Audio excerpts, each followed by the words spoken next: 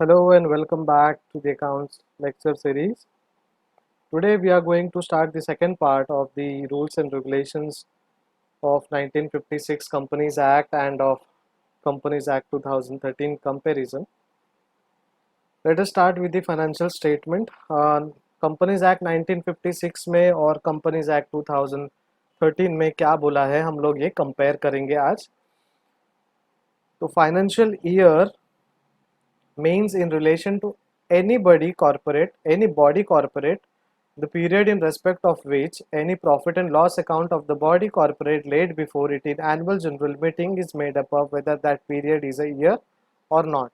तो companies act 1956 में financial year मतलब क्या बोला है कि कोई भी साल जो आप अपने एनुअल जनरल मीटिंग के सामने रखते हो एज अ कॉरपोरेट बॉडी और अ बॉडी कॉरपोरेट, ठीक है, वो आपका फाइनेंशियल ईयर बन जाता है, चाहे वो कैलेंडर ईयर हो या फिर नॉन कैलेंडर ईयर हो.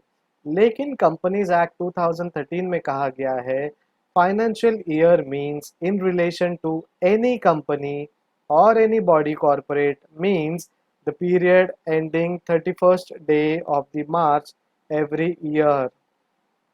इसीलिए मार्च 31st फाइनेंशियल ईयर एंडिंग माना जाता है क्योंकि कंपनीज एक्ट 2013 ने वो मेंशन किया है, लेकिन कंपनीज एक्ट 1956 ने वो मेंशन नहीं किया था. ठीक है, तो ये जो मेंशन है हमें फाइनेंशियल कैलेंडर जो है कंपनीज एक्ट 2013 के थ्रू मिला है. And where it has been incorporated in or after the first day of January of the year, the period ending on 31st day of March of the following year in respect where the financial statement of the company or body corporate is made up of. ठीक है, तो जो भी company, ठीक है, where it has been incorporated on or after the first day of January के जो भी कंपनी इनकॉर्पोरेटेड होते हैं of the year, the period ending on 31st March of the following year, following यानी उसके अगले ईयर उनका फाइनेंशियल ईयर एंडिंग माना जाएगा. क्योंकि जनवरी फरवरी मार्च सिर्फ 3 महीने में आप अपने फाइनेंशियल स्टेटमेंट क्या बनाओगे, क्या फाइनेंशियल अकाउंट्स आप अपने मेंटेन करोगे. ठीक है, तो इसके लिए फॉलोइंग ईयर बोला है, मतलब 1 जनवरी के बाद 1 जनवरी 2020 ईयर में अगर आपने कंपनी स्टार्ट किया है, इनकॉर्पोरेट किया है, तो आपका 31 मार्च 2021 आपका फाइनेंशियल ईयर पूरा माना जाएगा. चेंजेस क्या है डेफिनेशन में? Now financial year can only be of April to March and only a company और body corporate which is holding a company or subsidiary company of a company incorporated outside India is required to follow a different financial year for consolidation of its accounts outside India may have different financial year subject to approval of tribunal. देखिए India में financial year क्या बोला है? अप्रैल to मार्च बोला है, 1 अप्रैल to 31 मार्च. लेकिन अगर वो आउटसाइड इंडिया है तो they required to follow different financial year for consolidation of its accounts outside India. तो उनका जो फाइनेंशियल ईयर है वो अलग होगा. ठीक है, और उनको कंसोलिडेट करने के लिए आपको वो मैच करना पड़ेगा. ठीक है, may have different financial year subject to approval of tribunal के अप्रूवल के बाद ही वो फाइनेंशियल ईयर जो है माना जाएगा. समझिए यूएस में कैलेंडर अलग चल रहा है, ठीक है, फाइनेंशियल ईयर का, और हमारे इधर जो है फाइनेंशियल ईयर का कैलेंडर अलग है. नॉट नेसेसरी यूएस में 31 मार्च ही एंडिंग होगा, ज़रूरी नहीं है. ये सिर्फ इंडियन कंपनीज एक्ट के हिसाब से हमने बनाया है, तो 31 मार्च जो है वो फाइनेंशियल ईयर एंडिंग हमने अकॉर्डिंग टू 2000 कंपनीज एक्ट माना है और एक्सेप्ट किया है. लेकिन बाहर का होगा तो वो ट्राइब्यूनल के परमिशन से हमको वो अप्रूवल लेना पड़ेगा कि वो दूसरा फाइनेंशियल ईयर है और कंसोलिडेशन के लिए हमको वो मैचअप करना है. सेकेंड चेंज क्या दिया है? A transition period of 2 year has been prescribed for companies existing on the commencement of this act to align their financial year to April March. Transition period दिया है 2 साल का. देखिए कोई भी कंपनी फाइनेंशियल ईयर जो है वो देखकर नहीं चालू होती है. वो ये नहीं सोचती कि 1 अप्रैल को ही कंपनी चालू होगा या फिर अभी तो मार्च एंडिंग है तो हमें कंपनी नहीं चालू करना है. कंपनी कैलेंडर, फाइनेंशियल कैलेंडर हो या फिर एनुअल कैलेंडर हो हमारा जनरल, वो कोई भी कैलेंडर हो, उस हिसाब से वो चालू करेंगे। उनको जैसे आइडिया आया, उनको जैसे इम्प्लीमेंटेशन के लिए मौका मिला, जैसे रजिस्ट्रेशन हुआ, उस हिसाब से वो काम करेंगे। लेकिन ट्राइब्यूनल क्या कर रहा है, उनको ट्रांजिशन पीरियड दे रहा है 2 साल का। आपको 2 साल दिया जा रहा है और ये 2 साल में आपको आपके फाइनेंशियल स्टेटमेंट जो है, फाइनेंशियल एक्टिविटी जो है अलाइन करना है। किधर अलाइन करना है? मार्च टू अप्रैल के कैलेंडर में। 1 मार्च से आपका पहला ट्रांजैक्शन चालू होगा, 31 मार्च को आपका आखिरी कैलेंडर डे होगा। इसके बाद आपको फाइनेंशियल स्टेटमेंट जनरेट करना है। तो 2 साल आपको दिया है, 2 साल में आपको ये कैलेंडर ईयर जो है, फाइनेंशियल ईयर अलाइन करके चलना है। The definition of financial statement is not provided under Companies Act 1956। Financial statement का जो डेफिनेशन है 1956 में नहीं दिया गया है, but the manner of keeping, ठीक है, the manner of keeping books of account, क्या कीप करना है? Books of account is provided in section 209 of the companies act 1956। देखिए, डेफिनेशन तो नहीं बताया, लेकिन आपको अपने बुक्स ऑफ अकाउंट्स को कैसे रखना है, कैसे बनाना है, उनके बारे में आपको प्रोवाइड किया गया इंफॉर्मेशन सेक्शन 209 में। कौन से कंपनीज एक्ट के? 1956 के एक्ट में। ठीक है, आपके बहुत सारे टीचर्स लोग स्पेशली डिसिप्लिन के बारे में आपको बोलते हैं कि आपको डिसिप्लिन में रहना चाहिए। ठीक है, तो डिसिप्लिन में रहना चाहिए according to this. Book keeping जो है आपका वो डिसिप्लिन में होना चाहिए, लेकिन उसका डेफिनेशन क्या है वो किसी ने नहीं बताया आपको। ठीक है, तो सेम सिनेरियो यहाँ पे भी है।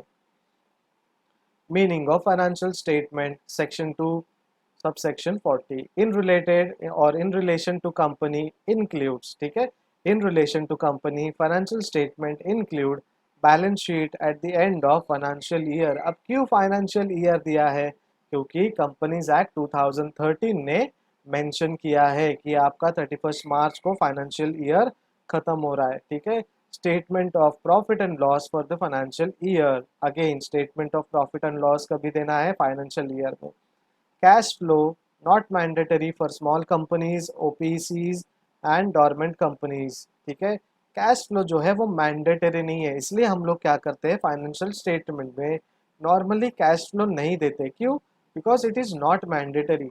हमने बैलेंस शीट दिया है, statement of profit and loss दिया है, तो कैश फ्लो की ज़रूरत नहीं है क्योंकि वो मैंडेटरी नहीं है। फाइनेंशियल स्टेटमेंट के अंदर कंपनीज एक्ट ने कहा है कि ज़रूरी नहीं है आपका कैश फ्लो स्टेटमेंट कैसा है, क्योंकि उसका कहीं ना कहीं आपको परछाई जो है प्रॉफिट एंड लॉस अकाउंट में दिख ही देता है। तो एक्स्ट्रा आपको डॉक्यूमेंट देके कंफ्यूज करने की ज़रूरत नहीं है। ठीक है, उसके बाद statement of changes in equity if applicable. अगर आपका जो इक्विटी शेयर है उसमें कुछ स्टेटमेंट में चेंज हो रहा है, आपके रेशियोज में चेंज हो रहे हैं, इक्विटी शेयर होल्डिंग्स में चेंज हो रहा है, कोई नया इक्विटी होल्डर्स आ रहा है, ठीक है, अगर पॉसिबल हो तो वो भी आपको देना है। इफ़ पॉसिबल कहा है, कंपलसरी अगेन नहीं है। ठीक है, यहाँ पे स्ट्रेट अवे बोला है कैश फ्लो नॉट मैंडेटरी, मतलब आप नहीं दोगे तो भी चलेगा, लेकिन statement of changes if applicable अगर बोला है, इफ एप्लीकेबल मतलब अगर पॉसिबल हो तो दो। ठीक है, सेकेंडली कुछ चेंजेस हुए हैं तो आपको देना ही देना है। ठीक है, हम लोग बोलते हैं ना एडमिशन के टाइम पे, इफ़ यू आर इन क्या बोलते हैं, आपको अगर वो कास्ट सिस्टम जो है एप्लीकेबल होता है, if you are in cost system then you should, ठीक है, apply according to the rules and regulation. जो भी एप्लीकेबल है वो हमें बताना है। ठीक है, explanatory statement note annex to and forming part of financial statement. जो भी एक्सप्लेनेटरी नोट है वो आपको वहाँ पे एनेक्स करना है, अटैच करना है अपने फाइनेंशियल स्टेटमेंट के साथ में। अब चेंजेस क्या है 2013 में? The companies act 2013 provides that books of accounts में be kept in electronic form also. आप जो है books of accounts electronic form में भी बना के रख सकते हो। Every company shall now be required to prepare and keep financial statement, other relevant books, minutes, register as its registered office। हर एक कंपनी को, ठीक है, अपने रजिस्टर्ड ऑफिस में अपने books of accounts, financial statements, relevant books, minutes registrar के पास रखने हैं। The term balance sheet profit and loss account has been defined collectively as financial statement under the act. देखिए, balance sheet plus profit and loss account को उन्होंने collectively एक साथ एक ही नाम दिया है, फाइनेंशियल स्टेटमेंट। जब भी आपको किसी ने बोला कि प्रिपेयर फाइनेंशियल स्टेटमेंट, तो आप बैलेंस शीट भी बनाओगे, प्रॉफिट एंड लॉस अकाउंट भी बनाओगे, क्योंकि वो एक्ट में डिफाइन किया गया है। Cash flow statement and statement showing changes in equity if applicable of the company also form the part of same. तो फाइनेंशियल स्टेटमेंट में कैश फ्लो भी हो सकता है, और इक्विटी चेंजेस कुछ हुआ है तो अगर चेंजेस हुए हैं, ठीक है, तो आपको वो फाइनेंशियल स्टेटमेंट का पार्ट बनाना है। अब उन्होंने बोला है स्मॉल कंपनीज के बारे में, ठीक है। तो small companies not defined under companies act 1956 as per section 2 subsection 85 of the companies act 2013। Small company means a company other than a public company, ठीक है। तो स्मॉल कंपनी मतलब company which is not a public company. Paid up share capital does not exceed rupees 50 lakh और such higher amount as may be prescribed which shall not be more than 5 crore. जो paid up capital है वो exceed नहीं करना चाहिए 50 लाख, और higher amount में भी प्रिस्क्राइब्ड क्या है, 5 करोड़। तो 50 लाख और 5 करोड़ के अंदर होना चाहिए। Turnover as per its last statement of profit and loss does not exceed 2 crore. जो भी टर्नओवर है उनका, प्रॉफिट हो या लॉस हो, 2 करोड़ से ज़्यादा नहीं होगा, इसलिए वो स्मॉल कंपनी है। सच हायर अमाउंट में as be prescribe we shall not be more than 20 crore. अगर इससे ज़्यादा हायर अमाउंट है तो वो 20 करोड़ का है। तो small company is of turnover of 2 crore, between 2 crore and 20 crore, ठीक है। उसका minimum is 2 crore and maximum is 20 crore. तो स्मॉल कंपनी के अंदर दो क्लॉज, तीन क्लॉज और दिए हैं। This clause shall not apply to, ये जो क्लॉज है अप्लाई नहीं होंगे होल्डिंग कंपनी और सब्सिडरी कंपनी को। जो 50 लाख और हमने 2 करोड़ 20 करोड़ के बारे में बात की, वो होल्डिंग कंपनी और सब्सिडरी कंपनी के लिए अप्लाई नहीं होता है। A company registered under section 8 formation for charitable objects. जो भी रजिस्टर्ड कंपनी है अंडर सेक्शन 8 जो चैरिटेबल ऑब्जेक्टिव्स में आते हैं, उनके लिए भी एप्लीकेबल नहीं है। कंपनी और body corporate govern by any special act, कोई भी स्पेशल एक्ट से कंपनी या कॉर्पोरेट बॉडी गवर्न है, तो वो भी ये रूल्स एंड रेगुलेशंस जो स्मॉल कंपनी का रूल है वो एप्लीकेबल नहीं होता। Requirement of financial statement section 129, section 129 में कहा गया है रिक्वायरमेंट ऑफ फाइनेंशियल स्टेटमेंट। अब ये फाइनेंशियल स्टेटमेंट का रिक्वायरमेंट क्या है? The financial statement shell give a true and fair view and comply with years and shall be in the form provided in schedule 3, ठीक है। तो एज पर द स्टैंडर्ड होना चाहिए और कंप्लाई करना चाहिए ट्रू एंड फेयर व्यू को। The financial statement laid in the annual general meeting within 6 months from the end of the financial year, ठीक है। तो जो एनुअल जनरल मीटिंग है, आपका जो फाइनेंशियल स्टेटमेंट है shall be laid in the annual general meeting within 6 months from the end of the financial year. जो end of the financial year है उसके पहले देना है। जैसे कि 31 मार्च को आपका फाइनेंशियल ईयर खत्म हो रहा है, तो 31 मार्च से लेके 6 महीने के अंदर तक एनुअल जनरल मीटिंग आपको रखनी है, और उसमें फाइनेंशियल स्टेटमेंट आपको ऑडिटेड फाइनेंशियल स्टेटमेंट देना है।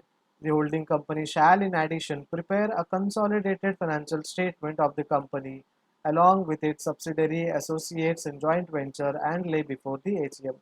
जो होल्डिंग कंपनी है इन एडिशन प्रिपेयर करे वो अपना कंसोलिडेटेड फाइनेंशियल स्टेटमेंट, ठीक है, और कंपनी के subsidiaries, associates and joint venture के साथ वो एनुअल जनरल में अपने रिपोर्ट्स रखे। कंसोलिडेटेड फाइनेंशियल स्टेटमेंट, सीएफएस का फुल मतलब क्या है?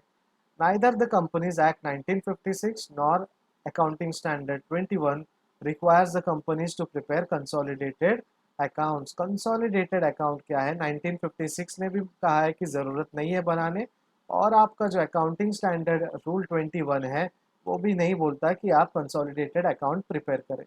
लेकिन at present clause 32 of the listing agreement mandates listed companies to publish its consolidated accounts, which is neither required to be laid before the annual general, not to be filed with ROC। तो at present clause 32 क्या बोल रहा है? listing agreement mandates listed company, जो भी listed company है, ठीक है, वो पब्लिश करे कंसोलिडेटेड अकाउंट, ठीक है, लेकिन it is neither required to be laid before the AGM not to be filed with ROC. वो पब्लिश करे लेकिन एनुअल जनरल मीटिंग में आप नहीं रखना है, और रजिस्टर्ड ऑफिस जो है आपका वहाँ पे भी आपको नहीं रखना है, इट इज़ नॉट मैंडेटरी, लेकिन आपको वो पब्लिश करना ज़रूरी है। Under Companies Act 2013, where a company has one or more subsidiaries, it shall, in addition to financial statement, prepare consolidated financial statement of the company and laid before the annual general meeting of the company. लेकिन 2013 act क्या कहता है? वो कह रहा है कि company जो मोर देन वन और more than one subsidiaries company run करती है, उनको कंसोलिडेटेड फाइनेंशियल अकाउंट और फाइनेंशियल स्टेटमेंट प्रिपेयर करना है और एनुअल जनरल मीटिंग में भी वो प्रेजेंट करना है। All subsidiaries, associates and joint venture will be covered under consolidated financial statement. जो भी आपका सीएफएस है उसमें सब्सिडरीज का भी आपको रिपोर्ट चाहिए, एसोसिएट्स का भी और जॉइंट वेंचर का भी स्टेटमेंट आप कंसोलिडेट करना चाहिए। Company shall prepare the consolidated financial statement according to schedule 3 of the companies act 2013 which is in line with revised schedule 6। तो कंपनीज एक्ट जो है वो कंसोलिडेटेड फाइनेंशियल स्टेटमेंट किन शेड्यूल के हिसाब से बनाएगी? According to schedule 3 of the companies act 2013, लेकिन अब वो रिवाइज किया गया है शेड्यूल 6 में। पहले 3 था, अब 2013 एक्ट में शेड्यूल 6 हो गया है। All companies, including unlisted and private companies with subsidiaries, will need to prepare consolidated financial statement. जो भी कंपनीज है, अनलिस्टेड है या प्राइवेट है या फिर सब्सिडरीज है, उनके कंसोलिडेटेड फाइनेंशियल स्टेटमेंट तो बनाना ही बनाना है। General instructions for preparation of consolidated financial statement. Consolidated financial statement बनाने के कुछ instructions. Where a company is required to prepare CFS, the company will mutate these to follow the requirement of the schedule. ठीक है, profit और loss attributable to minority interest and to owner of the parents in the statement of profit and loss shall be presented as allocation for the period. Company जो है, जो prepare कर रही है, वो क्या करना है, उनको ये फॉलोइंग जो शेड्यूल्स है वो फॉलो करना है। और फॉलोइंग शेड्यूल में क्या बोला है? Loss attributable to minority interest. ठीक है, माइनॉरिटी इंटरेस्ट का जो लॉस है वो owner of the parent in the statement of profit and loss shall be presented. आपके जो ओनर है उसमें वो दिखाना है आपको, चाहे वो प्रॉफिट हो या लॉस हो। A company will disclose the list of subsidiaries or associates or joint venture which have not been seen consolidated along with reasons for non-consolidation. So company को डिस्क्लोज करना है लिस्ट ऑफ सब्सिडरीज और उनके associate joint ventures which have not been consolidated, जो अभी तक consolidate नहीं किया है, अलॉन्ग विद द रीजन, उनके क्या क्या रीजंस है। जब एजीएम करते हो आप, एनुअल जनरल मीटिंग, आपने अभी कंसोलिडेटेड नहीं सबमिट किया है, तो उनके रीजंस क्या है वो आपको बताना ज़रूरी है। You can not skip that. Reopening of accounts on courts और ट्राइब्यूनल्स ऑर्डर सेक्शन 130। ठीक है, according to section 130, reopening of account is not provided under companies act 1956। कोई भी अकाउंट अगर आपने बंद किया है तो उसको रीओपन करना is not allowed according to companies act 1956। This new section provides for provisions relating to reopening और recasting of the books of accounts. ठीक है, रीओपनिंग ऑफ अकाउंट्स मतलब पुराने बुक्स ऑफ अकाउंट्स को आप फिर एडिट करने के लिए नहीं यूज कर सकते। ठीक है, company pursuant to order of court और tribunal on application made by CG, any statutory authority or any person concerned, if it was found that earlier accounts were prepared in fraudulent manner or financial statements affairs of the company, the accounts revised or recast shall be final। तो इन्होंने क्या बोला है, अगर आपको पुराने books of accounts में कुछ अल्टर करना है तो दैट इज़ नॉट अलाउड। समझो 2019 2020 का आपने फाइनेंशियल स्टेटमेंट बनाया है। ठीक है, आपने वो बनाया, आपने लॉस दिखाया या प्रॉफिट दिखाया, लेकिन 2 साल बाद आपको लगा कि यार उसमें चेंजेस करना है क्योंकि हमने कुछ फ्रॉड काम किया है या फिर हमसे कुछ गलती हो गई, हमको वो अल्टर करना है। तो again you can not edit those papers and accounts. ठीक है, क्योंकि वो मिसमैनेजमेंट की वजह से भी हो सकता है और आपके नेग्लिजेंसी की वजह से भी हो सकता है।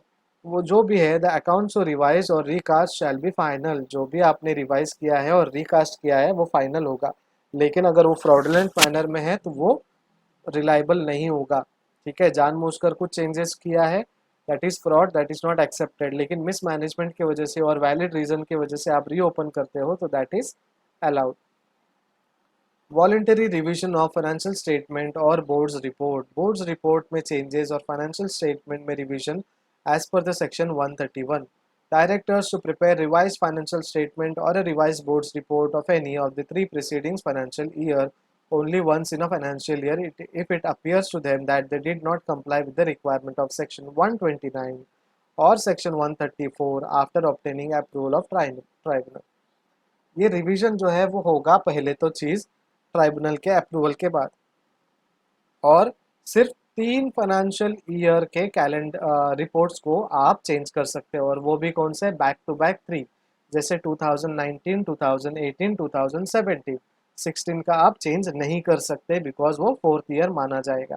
तो ट्राइब्यूनल के अप्रूवल के बाद बोर्ड जो है, डायरेक्टर जो है, वो 3 फाइनेंशियल स्टेटमेंट यानी 3 फाइनेंशियल ईयर के स्टेटमेंट को अल्टर कर सकती है, क्योंकि उनको लग रहा है कि सेक्शन 129 फॉलो नहीं हुआ है और सेक्शन 134 जो है वो भी हमने फॉलो नहीं किया है. तो बाय मिस्टेक हमने कुछ रूल्स एंड रेगुलेशन फॉलो नहीं किया है. अब ट्राइब्यूनल को इन्फॉर्म करते हैं और वो आपको अप्रूवल देता है, उसके बाद ही वो चेंजेस होगा. Tribunal shall take into account the representation if any of the CG and the IT department. Tribunal क्या करेगी, वो रिप्रेजेंटेशन रखेंगी, ठीक है, और वो रिप्रेजेंटेशन के सामने आपको ये काम करना है. Such revised financial statement or report shall be done in conformity with rule as may be prescribed. जो रूल है, जो रेगुलेशन है, उसके कंफर्मेशन के हिसाब से आपको अल्टरेशन करना है और चेंजेस करने हैं. Form 9.2 provided in draft rules required disclosure of effect of revision.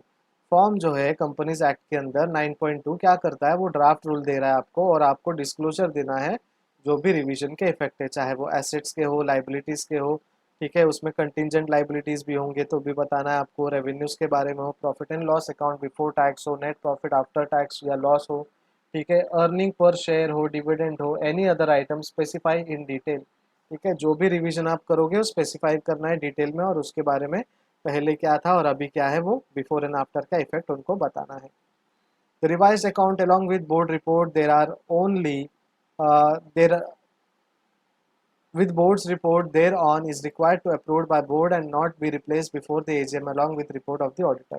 आपको पहले बोर्ड को अप्रूव करके लेना है और वो to be placed before the AGM along with the report of the auditor thereon. जो भी ऑडिटेड रिपोर्ट है उनके सामने आपको वो चेंजेस वाला रिपोर्ट भी देना है. However if the original financial statement was audited by different auditor, revised financials shall accompanied by the consent letter from the auditor who reported upon the financial statements ought to be revised.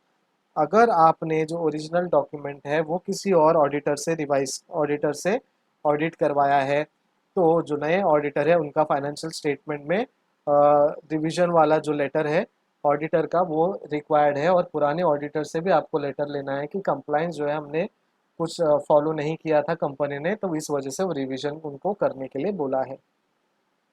In case such auditor does not agree or the company is unable to procure the consent letter, reasons for such different opinion or inability to procure consent shall be explained. अगर auditor को लगता है कि ये changes unnecessary है तो वो consent नहीं देगा और वो ऑडिटर जो है वो रीज़न देगा कि these are not required thing. लेकिन अगर ये डिफरेंस ऑफ ओपिनियन आता है ऑडिटर और कंपनी के बीच में तो वो उनको बैठ के सॉर्ट करना है और उनको डिस्कस करके कंक्लूजन पे आना है. लेकिन फिर भी ऑडिटर अगर नहीं मान रहा है तो वो बोर्ड ऑफ डायरेक्टर्स जो है उनको एनुअल जनरल मीटिंग में वो बताना पड़ेगा कि ये हमको चेंजेस लग रहे थे लेकिन ऑडिटर को नहीं लग रहे, so we are not altering और we are not changing the financial statement. Such revised financials are required to be filed with ROC, registrar of the company, and in case of listed company with stock exchange. अगर वो listed company है तो stock exchange उनका जो regulatory authority है उनको submit करना है रिवाइज फाइनेंशियल स्टेटमेंट. अगर वो लिस्टेड नहीं है तो रजिस्ट्रार ऑफ कंपनीज के पास वो स्टेटमेंट भेजना ज़रूरी है, मैंडेटरी है. Constitution of national financial reporting authority section 132. So as per section 132 constitute करना है आपको नेशनल फाइनेंशियल रिपोर्टिंग अथॉरिटी. अब ये नेशनल फाइनेंशियल रिपोर्टिंग अथॉरिटी क्या करता है, this section provides that CG may by notification constitute the NFRA, that is national financial reporting authority, to advise on accounting standard, auditing standards. ठीक है, तो accounting standard को वो एडवाइस करेगा, standards of auditing आपको बताएगा और वो मॉनिटर करेगा, एनफोर्स करेगा और कंप्लाइंस करेगा और देखेगा कि आपका जो क्वालिटी ऑफ सर्विस है, जो एसोसिएटेड प्रोफेशनल है, वो सही से काम कर रहे हैं या नहीं कर रहे हैं। ठीक है। The authority shall have power to investigate the matter of misconduct committed by any member of ICAI. ICAI मतलब चार्टर्ड अकाउंटेंट और any other prescribed profession and pass order which may be appealed to appellate authority to be constituted by CG. ठीक है। तो ICAI member कौन होते हैं? Basically वो chartered accountant होते हैं, उनको पूरा पावर है वो इन्वेस्टिगेट करे और मिसकंडक्टेड कुछ भी रहेगा वो निकाले, इसलिए उनको ऑडिट करने के लिए कहा जाता है। Qualifications, terms and conditions of appointment of the chairperson and member of the appellate authority have also been provided. तो इसमें उन्होंने बताया है कि क्वालिफिकेशन क्या होना चाहिए एपलेट अथॉरिटी मेंबर्स का, कंडीशंस क्या होना चाहिए अपॉइंटमेंट का, उनका टर्म्स कितना होना चाहिए, टर्म यानी नंबर ऑफ ईयर्स कितने साल वो काम करेंगे। CG to prescribed AS. ठीक है। This section provides that the CG may, after consultation with NFRA, prescribe the accounting standard recommended by the ICAI for adoption by the company। ठीक है। According to section 131, CG का क्या काम है? वो accounting standard जो है वो आपको रेफर करे। As per Rule 7 of Companies Account Rules 2014, accounting standard prescribed under Companies Act 1956 shall be deemed to be the accounting standard until accounting standards are notified under section 133। जब तक 133 के अंदर नया अकाउंटिंग स्टैंडर्ड नोटिफाई नहीं होता तो वो companies act या फिर अकाउंटिंग स्टैंडर्ड 1956 में जो फॉलो किया जाता था वो फॉलो करना है। अगर सेक्शन 133 में कुछ नोटिफाई हुआ, चेंजेस हुआ, तो वो नए रूल्स के हिसाब से अप्लाई होंगे। Following areas are applicable to all companies without exception. सारे कंपनीज को ये फॉलोइंग अकाउंटिंग स्टैंडर्ड एप्लीकेबल है। अब जितने भी अकाउंटिंग स्टैंडर्ड आपको स्क्रीन में दिखेंगे आपको लिखना है, याद रखना है। ठीक है। क्योंकि ये बहुत इंपॉर्टेंट है और इसके हिसाब से हमको क्वेश्चंस भी आते हैं, चाहे वो ट्रू और फॉल्स हो, फिल इन द ब्लैंक्स हो, आंसर इन वन सेंटेंस हो या फिर शॉर्ट नोट्स हो, तो आपको अच्छे से याद रखना है। इनके मीनिंग याद रखेंगे तो भी चलेगा। ठीक है। इन डिटेल हम लोग बाद में कवर कर सकते हैं इसको। अकाउंटिंग स्टैंडर्ड 1, इन शॉर्ट हम पढ़ेंगे AS1। So AS1 disclosure of accounting policies. आपने कौन सा अकाउंटिंग पॉलिसीज यूज किया है। AS2 valuation of inventory, inventory का वैल्यूएशन, स्टॉक का वैल्यूएशन कैसे किया है। AS4 contingencies and events occurring after balance sheet. Balance sheet के बाद कुछ कंटिजेंसीज हुआ, कुछ इवेंट्स आए, बहुत सारा पैसा आया बैलेंस शीट प्रिपेयर होने के बाद, तो वो AS4 में मेंशन किया है कैसे लिखना है। AS5 net profit or loss for the period, prior period items and changes in accounting policies। Net profit बना रहे हो, चेंजेस इन पॉलिसीज कुछ है अकाउंटिंग पॉलिसीज, तो वो कैसे करना है। डेप्रिसिएशन का accounting according to as per accounting standard 6, आपको डेप्रिसिएशन अकाउंटिंग कैसे करना है।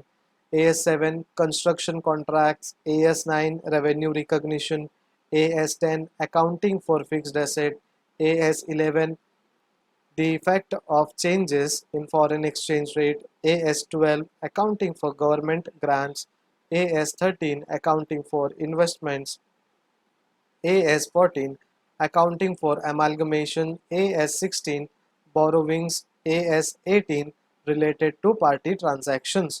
तो इतने सारे ट्रांजैक्शंस आपको ध्यान देने हैं, अकाउंटिंग स्टैंडर्ड ध्यान देने हैं। AS22 accounting for taxation on income, AS24 discontinuation or discontinuing operations, AS12 intangible assets। तो ये सारे स्टैंडर्ड्स आपको याद रखने हैं। At present following accounting standards are applicable to companies only if the preparation of consolidated financial statement, interim financial statement are either mandatory or these companies voluntarily choose to do so। However, till the time IND-AS are notified, companies required to prepare consolidated FS would have to follow. तो India में ठीक है जो भी accounting standard है वो following standard के हिसाब से होगा। जब कंसोलिडेटेड फाइनेंशियल स्टेटमेंट या फिर इंटरिम फाइनेंशियल स्टेटमेंट मैंडेटरी है तब ये सारे एडिशनल स्टैंडर्ड्स हमको देखने हैं। 21 consolidated financial statement, 23 accounting for investment in association, 27 financial reporting of interest in joint venture, 25 interim financial reportings। Following standards are not applicable to SMC in its entirely। ठीक है entirety। तो following application जो है small medium companies जो है उनको applicable नहीं होता। कौन से? AS3 cash flow, AS17 segment reporting. So small medium companies as per accounting standard rule 2016-2006 are the companies whose equity or debt securities are not listed on any stock exchange or not in process of listing, which is not bank, financial institution or an insurance company। तो small medium companies कौन से हैं जिनका equity और debt securities listed नहीं है और वो बैंक, फाइनेंशियल इंस्टीट्यूशन और इंश्योरेंस कंपनी नहीं है। Whose turnover excluding other income does not exceed 50 crore in immediately preceding previous year, which does not have borrowing include public deposit in excess of 10 crore, which is not holding or subsidiary of a company, which is not SMC। ठीक है, तो 50 करोड़ का उनका income नहीं होना चाहिए preceding year में, 10 करोड़ के बोरोविंग्स भी नहीं होने चाहिए और वो होल्डिंग और सब्सिडरी नहीं होनी चाहिए। Following standards are applicable to SMCs with certain exemptions. हमको सिर्फ ये याद रखना है कि अकाउंटिंग स्टैंडर्ड कौन से है। ये जो पैरा ऑफ एग्जेम्पशंस है वो ज़्यादा अगर याद नहीं रखोगे तो भी कोई इश्यूज़ नहीं है। हमको बस ये ध्यान देना है अकाउंटिंग स्टैंडर्ड कौन सा है। तो AS15 employ benefit, AS19 leases, AS20 earning per share. ठीक है, AS28 impairment of asset, AS29 provisions, contingent liabilities and contingent assets। Though MCA has issued 35 Indian accounting standard in February 2011, yet they are not notified। 35 Indian accounting standard 2011 में issue किया है लेकिन notification उसका आया नहीं है, मतलब इशूड है, वो अप्लाई करना है नहीं करना है उसके बारे में कुछ बताया नहीं है। Upon its notification companies would be required to follow Indian accounting standard issued by MCA। तो नोटिफिकेशन होगा तो ही वो रिक्वायर्ड है, अदरवाइज आप वो इग्नोर कर सकते हो। BOD shall approve FS section 131। Board of directors जो है वो अप्रूव कर सकते हैं फाइनेंशियल स्टेटमेंट को as per the section 134। This section provides that the financial statement includes CFS should be approved by the board of director before they are signed and submitted to auditor। ठीक है, board of director approve करने चाहिए sign auditor के signature या submission के पहले। The board's report and auditor's report are to be attach with every financial statement before it is assured. तो board of director का जो रिपोर्ट है, ऑडिटर का रिपोर्ट है, वो अटैच होना चाहिए हर फाइनेंशियल स्टेटमेंट के अंदर बिफोर वो इशू हो। ठीक है, बिफोर देयर इशू, पब्लिक में इशू करने से पहले वो अटैचमेंट होना चाहिए। Board's report section 134। Financial statement shall be signed by at least the chairperson of if authorised by board or by at least two director, one whom shall be managing and CEO if he is a director of the company, and CFO and company secretary wherever they are appointed in case of OPC only by one director।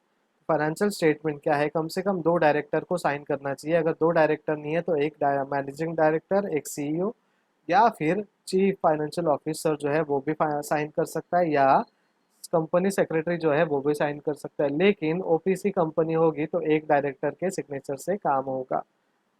Board report to contain following information. Board report में क्या क्या होना चाहिए? Extract of the annual return as prescribed under section 92 form MGT। ठीक है, form MGT 9 जो है वो उसके हिसाब से वो डिटेल्स होने चाहिए।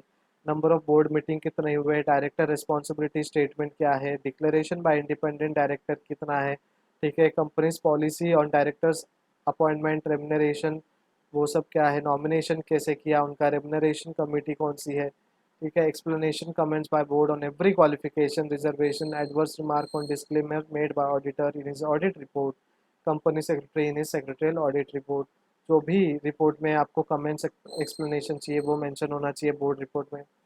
लोन्स के बारे में, गारंटीज़ के बारे में, इन्वेस्टमेंट के बारे में अंडर सेक्शन 186 के हिसाब से आपको वो इन्फॉर्मेशन प्रोवाइड करना है। कॉन्ट्रैक्ट के पर्टिकुलर्स क्या है, उनके अरेंजमेंट्स कैसे किया आपने, जो भी एग्रीमेंट किया है उनके अंदर पार्टीज़ कौन है। Form AOC 2 pursuant rule 8 sub section 2 और सब रूल 2 उसके हिसाब से आप कंप्लाइंस हो कि नहीं हो। State of the company's affair कैसा है, the amount if any which it propose to carry to any reserve, कोई रिजर्व में एक अमाउंट ट्रांसफ़र करना है तो उनके रीजंस क्या है। Amount of if any which it recommends should be paid by way of dividend, dividend से पे करना है आपको तो कितना पे करोगे, क्या रूल्स एंड रेगुलेशन है, ये बोर्ड आपको रिपोर्ट में देना है, बोर्ड रिपोर्ट में मेंशन करना है। material changes and committee affecting company's financial position between previous year and current year and date of report. Basically previous year आपका कमिटी और मटेरियल चेंजेस कैसे थे और ये साल में क्या क्या चेंजेस हुए. Statement indicating development and implementation of risk management policy ये साल का कैसा था. Details of policy developed and implemented on CSR applicable to companies having net worth of 500 crore or more or turnover of 1000 crore or more or net profit of rupees 5 crore or more during the financial year. So जो detail of policies है developed implemented है company या corporate social responsibility में वो आपको mention करना है. जिनका नेटवर्थ 500 करोड़ या उससे ज़्यादा है या टर्नओवर जो है 1000 करोड़ या उससे ज़्यादा है या फिर उनका नेट प्रॉफिट जो है 5 करोड़ या उससे ज़्यादा आ रहा है तो वो पॉलिसी आपको मेंटेन करना है, डेवलप करना है. For listed companies and prescribed companies, a statement of manner of annual evaluation of its own performance, its committees and individual directors. तो listed companies के लिए उनका कंपनी का statement, manner of annual evaluation कैसा हुआ और उनके इंडिविजुअल डायरेक्टर्स जो है उनके कमिटी का रिपोर्ट भी मेंशन करना है. Directors responsibility statement to contain the following additional statement. और डायरेक्टर्स एडिशनल स्टेटमेंट क्या देने चाहिए. Laying down of internal financial control in case of listed company. Listed company है तो इंटरनल फाइनेंशियल कंट्रोल आपका कैसा चल रहा है. Devising proper system to ensure compliance of all applicable law. जो भी एप्लीकेबल लॉ है उसको आपने डिवाइस किया है, यूज़ किया है क्या प्रॉपर सिस्टम में. ठीक है, अगर नहीं किया है तो क्यों नहीं किया है, क्यों पॉसिबल नहीं हुआ. Company no longer required to disclose following in the director report. Company अभी ये जो फॉलोइंग चीज़ें वो रिपोर्ट में नहीं लिखेंगे तो भी चलेगा. ठीक है, क्या क्या नहीं लिखना है. Non completion of buyback with in time period of specified in the bill. Company अगर बायबैक करती है, कोई शेयर्स रिटर्न लेती है लेकिन वो टाइम पे नहीं हुआ तो उसके रीजंस नहीं देने. That is your internal part, आप कभी भी कर सकते हो. Details of employees in receipt of remuneration not less than the prescribed rate of remuneration. Government के रेम्यूनरेशन के हिसाब से अगर आप अपनी कंपनी में एम्प्लॉयज़ को कम सैलरी दे रहे हो तो उसके बारे में भी आपको बताना ज़रूरी नहीं है. That is again your internal part. Section 136 of the Act provides for circulation of financial statement and in case of listed companies, preparation and manner of circulation of abridged financial statement. So Section 136 क्या बता रहा है, ये provide करता है circulation of financial statement. Financial statement को आप कैसे सर्कुलेट करोगे और इन केस अगर लिस्टेड कंपनी है तो उसका प्रिपरेशन, उसका मैनर ऑफ सर्कुलेशन बताएगा. ठीक है, तो ये सेक्शन क्या करता है वो ध्यान देना है हमें सिर्फ. Copy of financial statement to be filed with registrar. Company registrar को कंपनी के फाइनेंशियल स्टेटमेंट का एक कॉपी भेजना है. कौन से सेक्शन के under section 137. This section provides that copy of financial statement auditor's report shall be filed with registrar within 30 days. कितने दिन के अंदर देना है, 30 days of financial statement. In case company does not hold an AGM or the AGM has been adjourned in any year, statement of fact and reasons along with FS and attachment has to be filled with registrar. अगर लगे company ने annual general meeting नहीं लिया या possible नहीं है तो आपको उसके रीजंस के साथ फाइनेंशियल स्टेटमेंट अटैच करके रजिस्ट्रार को भेजना है. जैसे कि अभी 31 मार्च को फाइनेंशियल स्टेटमेंट ख़त्म हुआ लेकिन उसके बाद भी कोरोना चल रहा है. ये पैंडेमिक में हम लोग कैसे मीटिंग अरेंज करेंगे. अगर आपको लाखों लोगों को एक साथ ऑनलाइन लेकर मीटिंग अरेंज करना है तो भी आपको सिस्टम लगेगा, सर्वर लगेगा, लेकिन वो सर्वर रन करने के लिए आपको लोग लगेंगे जबकि लोग यहाँ पे क्वारंटाइन है और प्रिकॉशन के लिए सेल्फ क्वारंटाइन है, भले उनको कोरोना हो या ना हो. ठीक है, तो इस वजह से आपको क्या करना है, अभी ये साल में सारे कंपनीज क्या करेंगे, रीजंस देंगे. ड्यू टू कोविड-19 और due to the current pandemic in the year 2020 हमने एनुअल जनरल मीटिंग अरेंज नहीं किया है और मैं भी आने वाले 6 महीने तक शायद मुश्किल लग रहा है. तो ये हमारा फाइनेंशियल स्टेटमेंट है, ऑडिटेड फाइनेंशियल स्टेटमेंट है, आप अपने पास सबमिट करके रखो. जब भी पॉसिबल होगा एजीएम हम लोग करेंगे. In case the accounts are not adopted at AGM or at joint meeting, the unadopted account shall be filed with ROC.